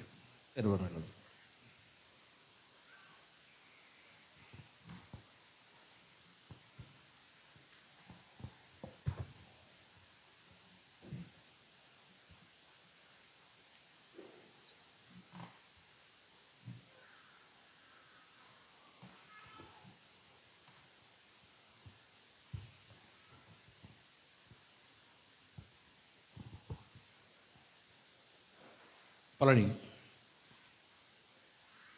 நீங்கள் திருமண ஒழுங்கின்படி திருமணத்திலே சேர்க்கப்படக்கூடாத காரணம் உண்டென்று சொன்னால் அதை நீ அறிந்திருப்பீர் என்று சொன்னால் இப்பொழுதே நீ சபைக்கு அறிவிக்க வேண்டும் என்று கட்டளையிடுகிறேன். ஏதாவது பிரச்சனை இருக்குதா? திருமணம் சேர்க்கக்கூடாதபடி பிரச்சனை இருக்கா? சத்தமா இல்லை, ஆன் பண்ணிக்க. பிரச்சனை இல்லை. சரி,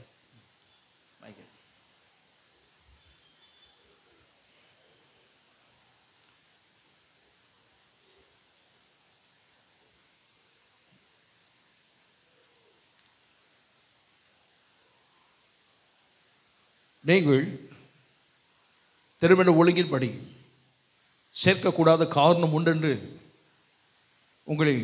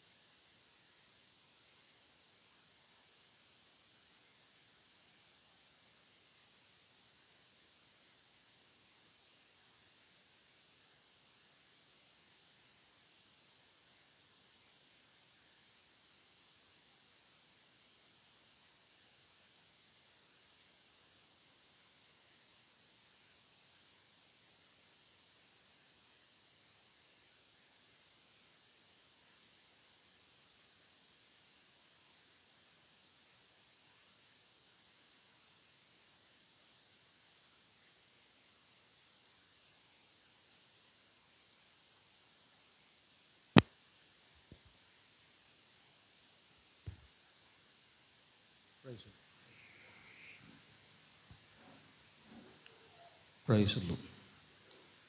Make it.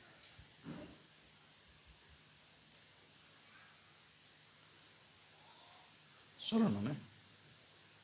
பழனியாகிய நான்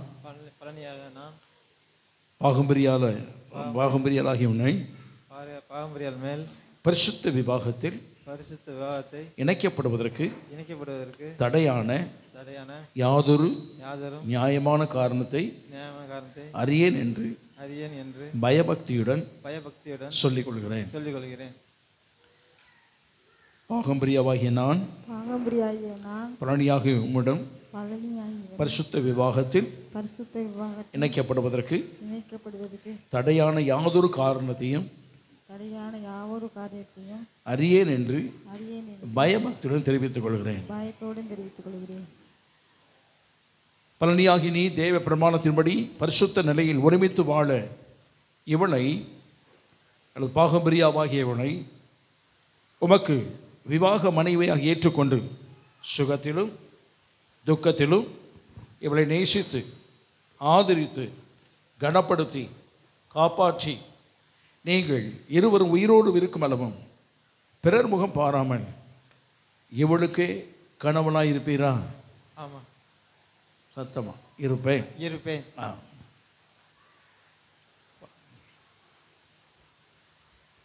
பாகம்பிரியவாகி நீ தேவ பிரமாணத்தின்படி பரிசுத்த திருமண நிலையில் ஒருமித்து வாழ பழனியாகிய உனக்கு இவரை விவாக கணவனாக ஏற்றுக்கொண்டு இவருக்கு கீழ்ப்படிந்து பணிவிடை செய்து சுகத்திலும் துக்கத்திலும் இவரை நேசித்து கனப்படுத்தி காப்பாற்றி நீங்கள் இருவரும் உயிரோடு இருக்கும் அளவும் பிறர் முகம் பாராமல் இவருக்கு மனைவியாக இருப்பாயா? ஆமென். இருப்பேன். அப்படியா கடவுள் தான் நான் இருப்பேன். ஆண்டவருக்கு பயமாட்டவுதான் இவரை இந்த மணமகளை மணமகனுக்கு பிடித்து கொடுக்கக்கூடிய வரும்படி கேட்குறேன். வாங்க வலது வலது கை வலது கை பிடிச்சி இப்படி வலது கை எப்படி பிடிக்கும்?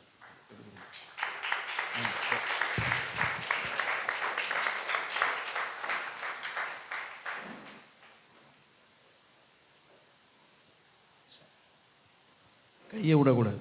இப்போ பிடிச்ச கை தான் வாழ்க்கை முழுவதும் விடக்கூடாது. சரி, கத்திற்கு வாங்கி கொண்டவதாக 2 கை வச்சு பிடிச்சது பரவாயில்ல. மைக் கொடுப்பேன். கையை விடக்கூடாது சொன்னால வலது கை வச்சு பிடிச்சிங்க.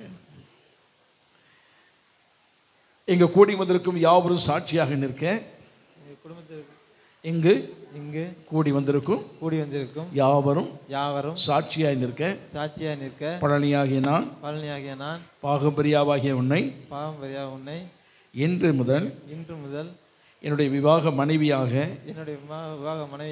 ஏற்றுக்கொண்டு தேவனுடைய பரிசுத்த பிரமாணத்தின்படி நன்மையிலும் தீமையிலும் வாழ்விலும் தாழ்விலும் சுகத்திலும் துக்கத்திலும் மரணம் நம்மை பிரிக்கும் அளவும் நேசிக்கவும் ஆதரிக்கவும் வாக்கு கொடுக்கிறேன்.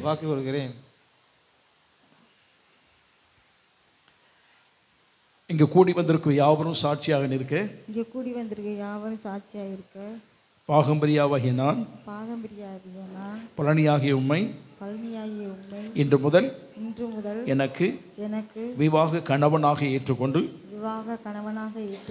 தேவனுடைய பரிசுத்த பிரமாணத்தின்படி நன்மையிலும் தீமையிலும் வாழ்விலும் தாழ்விலும் சுகத்திலும் துக்கத்திலும் மரணம் நம்மை பிரிக்கும் அளவும் உம்மை நேசிக்கவும் ஆதரிக்கவும் உமக்கு கீழ்ப்படியவும் வாக்கு கொடுக்கிறேன். ஆண்டவருக்கு பயமாட்டவதாக.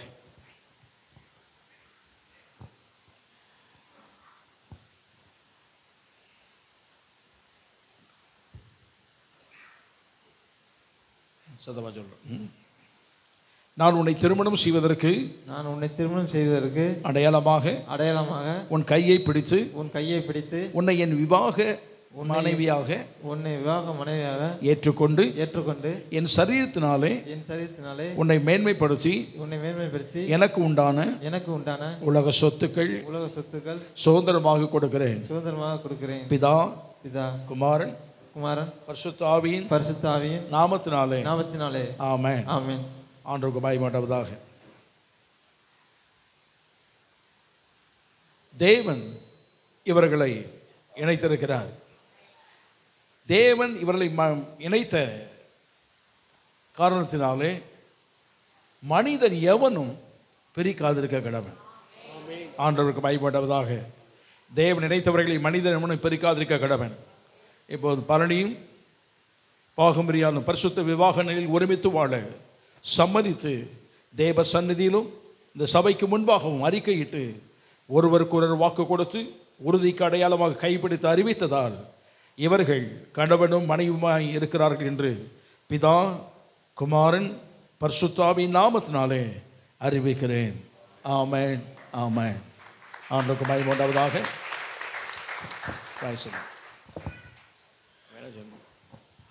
அரசாங்க சட்டத்தின்படியும் வேத பிரமாணத்தின்படியும் குடும்ப ஒழுங்கு இந்த உலக சமுதாய சட்டத்தின் ஒழுங்கின்படியும் இனி இவர்கள் கணவனும் மனைவியுமாயிருப்பார்கள். ஆமாம், ஆண்டவருக்கு மகிமை உண்டாவதாக. ஆகவே தான் வேதம் சொல்லுகிறது, தேவன் இவர்களை இணைத்திருக்கிறார்.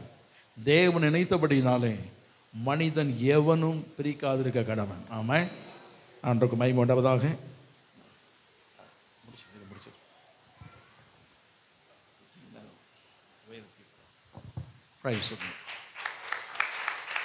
ஆண்டவருக்கு மகிமை உண்டாவதாக. முழங்கரை போட்டுக்கிறேன். ஜெபம் பண்ணிருக்கேன். நம்ம எல்லாம் ஜெபமுடமாக உங்களை கரங்களை நீட்டிக்கொள்ளும்படி கேட்கிறேன். மணமக்களுக்கு நேராக உங்களை கரங்களை நீட்டிக்கொள்ளும்படி கேட்கிறேன். நம்ம ஜெபிப்பமாக நம்மத்தில் இருக்குதான சகோதரி லாவண்யா சகாயராஜ் அவர்கள் முன்பாக வந்து ஜெபிக்கும்படி கேட்கிறேன். ஆண்டவருக்கு மகிமை உண்டாவதாக.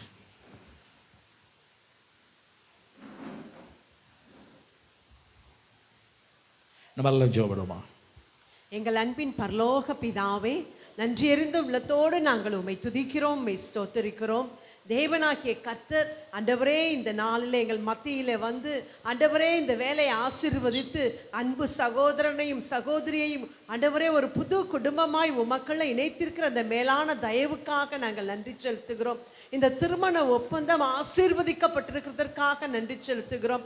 ஒருவரை ஒருவர் தேற்றி ஆண்டவரே ஒருவருக்கு ஒருவர் ஆண்டவரே உதவியாக இந்த உலகத்திலே உங்களுடைய நோக்கம், இவர்களை இணைத்த உங்களுடைய நோக்கம், உங்கள் சித்தம் பரிபூர்ணமாய் இவருடைய வாழ்க்கையில நிறைவேறுவதாக ஆண்டவரே தேவனாகிய கர்த்தர் தாமே இவர்களோடு கூட இருந்து ஆண்டவரே இந்த குடும்ப வாழ்க்கையில ஒரு ஜெயமுள்ள வாழ்க்கை வாழ்ந்து உமக்கு சாட்சியாய் இந்த உலகத்துக்கு உம்முடைய அன்பையும் ஆண்டவரே உம்முடைய கிரியையும் எடுத்துரைக்க உதவி செய்தருள்வீராக. நம்முடைய கரங்கள்ல ஒப்பு கொடுத்து ஜெபிக்கிறோம். இயேசுவின் நாமத்துல கேட்கிறோம் நல்ல பிதாவே. ஆமென், ஆமென். தேங்க்யூ. ஆண்டவருக்கு மகிமை உண்டாவதாக. இவர்கள் திருமண பதிவு செய்வதற்கு கையெழுத்திட போவார்கள், பாடல் பாடுவார்கள். அதற்கு முன்பதாக அவருடைய வாழ்க்கை தொடங்குவதற்கு முன்பு ஒருவருக்கு கொடுக்கக்கூடியதான அற்புதமான வெகுமதியை கொடுக்க நேரத்தில் வந்திருக்கிறோம்.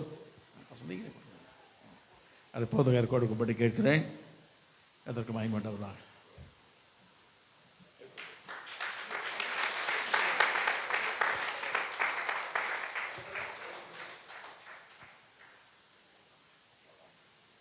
அது கீழே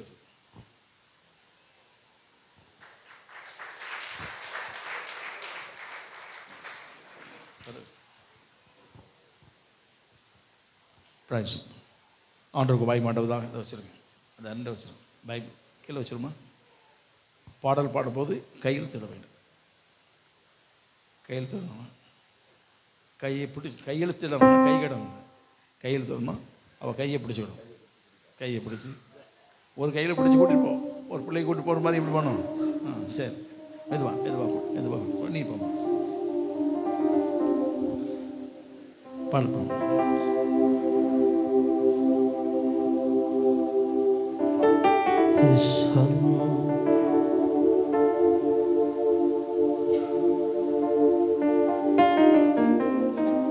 ஆபிரகாமின் தேவன், ஈசாக்கின் தேவன், யாக்கோபின் தேவன் உன்னை ஆசீர்வதிப்பார்.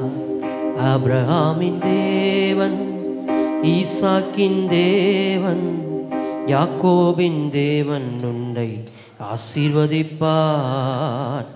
ஆபிரகாமின் தேவன், ஈசாக்கின் தேவன், யாக்கோபின் தேவன் உன்னை ஆசீர்வதிப்பார். ஆபிரகாமின் தேவன், ஈசாக்கின் தேவன், யாக்கோபின் தேவன் உன்னை ஆசீர்வதிப்பார். கர்த்தருக்கு பயந்து வழிகளில் நடக்கின்ற நீ பாக்கியவா, பாக்கியவா. கர்த்தருக்கு பயந்து வழிகளில் நடக்கின்ற நீ வாக்கியவா வாக்கியவா. உழைப்பின் பலனை நீ உண்பது நிச்சயமே, உழைப்பின் பலனை நீ உண்பது நிச்சயமே நிச்சயமே. ஆபிரகாமின் தேவன், ஈசாக்கின் தேவன், யாக்கோபின் தேவன் ஆசீர்வதிப்பார். ஆபிரகாமின் தேவன், ஈசாக்கின் தேவன், யாக்கோபின் தேவன் ஆசீர்வதிப்பார். நன்மையும் பாக்கியமும் உன் வாழ்வில் நீ காண்பாய். செல்வமும் ஆஸ்தியும் தேடி வரும் தினமும். நன்மையும் பாக்கியமும் உன் வாழ்வில் நீ காண்பாய். செல்வமும் ஆஸ்தியும் தேடி வரும் தினமும். ஜீவனுள்ள நாட்களெல்லாம் செழிப்பை நீ காண்பாய். ஜீவனுள்ள நாட்களெல்லாம் செழிப்பை நீ காண்பாய் நீ காண்பாய். இன்று முதல் நான் உன்னை ஆசீர்வதிப்பேன். எல்லையில்லா நன்மைகளால் நிரப்பிடுவேன். ஆபிரகாமின் தேவன், ஈசாக்கின் தேவன், யாக்கோபின் தேவன் உன்னை ஆசீர்வதிப்பார். இல்லத்தில் உன் மனைவி கனிதரும் திராட்சை கொடி. பிள்ளைகள் ஒலிவ கன்றுகள் போல் வளர்வார்கள். இல்லத்தில் உன் மனைவி கனிதரும் திராட்சை செடி. பிள்ளைகள் ஒலிவ மர கன்றுகள் போல் வளர்வார்கள். பிள்ளைகளின் பிள்ளைகளை காண்பது நிச்சயமே, பிள்ளைகளின் பிள்ளைகளை காண்பது நிச்சயமே நிச்சயமே. ஆபிரகாமின் தேவன், ஈசாக்கின் தேவன், யாக்கோபின் தேவன் ஆசீர்வதிப்பார். ஆபிரகாமின் தேவன், யாக்கோபின் தேவன், ஈசாக்கின் தேவன் உன்னை ஆசீர்வதிப்பார்.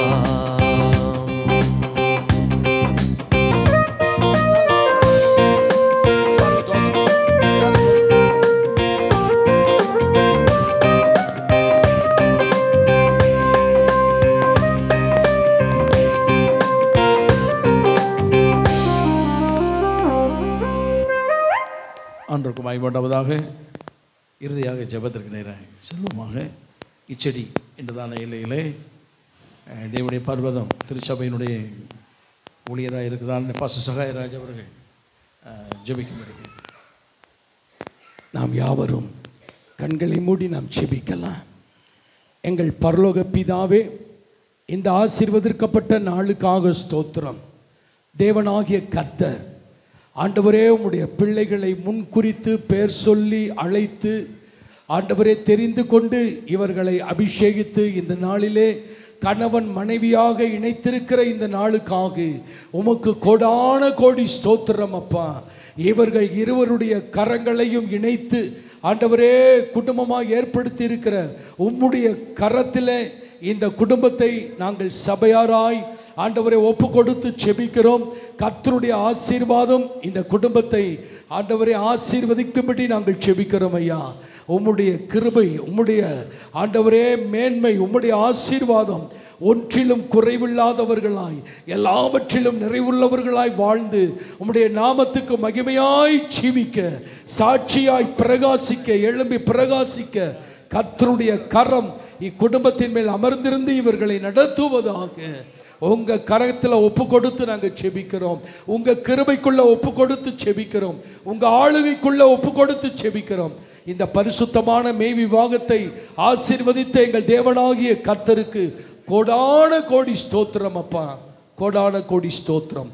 உம்முடைய நாம மகிமைப்படுவதாக இயேசு கிறிஸ்துவின் நாமத்தில் பிதாவே. Praise the Lord. Praise the Lord. Hallelujah.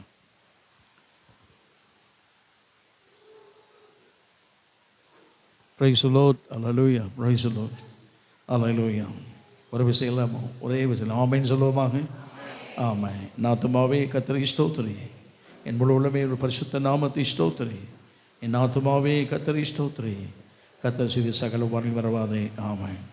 நம்முடைய கர்த்தராக இருக்கிற இயேசு கிறிஸ்துவின் கிருபையும் பிதாவாகிய தேவனுடைய அன்பும் பரிசுத்த ஆவியானுடைய அந்யோன்ய ஐக்கியம், கிருபை, சமாதானம், சந்தோஷம், ஆறுதல் நம்ம எல்லோருடைய வாழ்க்கையிலும் விசேஷமாக திருமணத்தில் இணைக்கப்பட்ட பலனை பாகமுடைய வாழ்விலை என்றும் சதாகாலம் இருப்பதாக. ஆமாம். ஹல்லேலூயா. ஆண்டவருக்கு மகிமை உண்டாவதாக. இந்த திருமணம் நிறைவு பெற்றது. பிறகு உங்களுக்கு மதியம் விருந்து பக்கத்தில் தான் இருக்கிறது. நீங்கள் அப்படி வெளியே போய் நீங்கள் சாப்பிடலாம். வாழ்த்துறவங்க நீங்கள் வாழ்த்தி சொல்லலாம். ஆண்டவருக்கு மகிமை. சேரில் தள்ளி போட்டுருங்க. எங்களுக்கு கொஞ்சம் இடம் கொடுத்தீங்கன்னா